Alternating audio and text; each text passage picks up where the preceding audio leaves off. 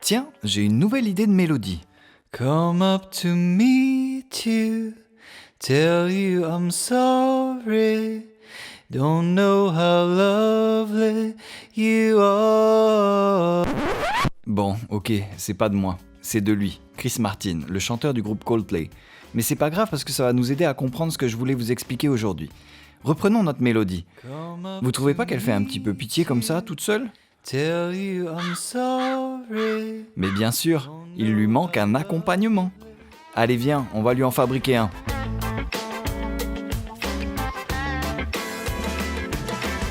Alors pour accompagner une mélodie, j'ai plusieurs options. La première, la plus courante, c'est de jouer des accords. Les accords, ce sont tout simplement des groupes de notes, au minimum 3, qui sont joués ensemble. Pour créer un accord, il me suffit donc de prendre 3 notes, 1, 2, 3, et de les jouer en même temps. Si je veux créer un autre accord, je prends 3 autres notes, 1, 2, 3, et je les joue ensemble.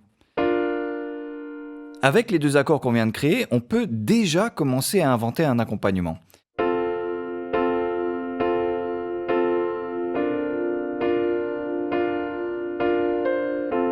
Et si on écoutait ce que ça donne avec la mélodie ? 3, 4. Come up to meet you, tell you I'm sorry, don't know how lovely you are.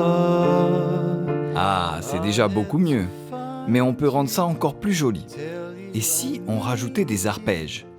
Les arpèges, c'est exactement la même chose que des accords, c'est-à-dire qu'on va devoir sélectionner un groupe de 3 notes minimum, sauf qu'au lieu de les jouer ensemble comme un accord classique, on va jouer les notes une par une.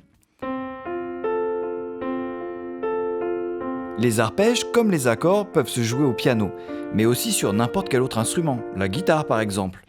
Donc pour rendre notre accompagnement plus joli, on pourrait demander au piano de plaquer des accords comme tout à l'heure, et en plus de ces accords, on rajouterait des arpèges à la guitare, pourquoi pas ? On essaye ? Come up to meet you, tell you I'm sorry, don't know how lovely you are. Ça commence à prendre forme cette histoire, mais ça fait encore un peu vide je trouve. Il manque quelque chose dans les graves. On pourrait peut-être rajouter une basse. Ce que l'on appelle une basse, c'est une mélodie secondaire jouée sur un instrument grave qui marque les notes les plus importantes de l'accompagnement. Souvent, cette basse est interprétée sur un violoncelle, une contrebasse, un basson ou bien encore une guitare basse.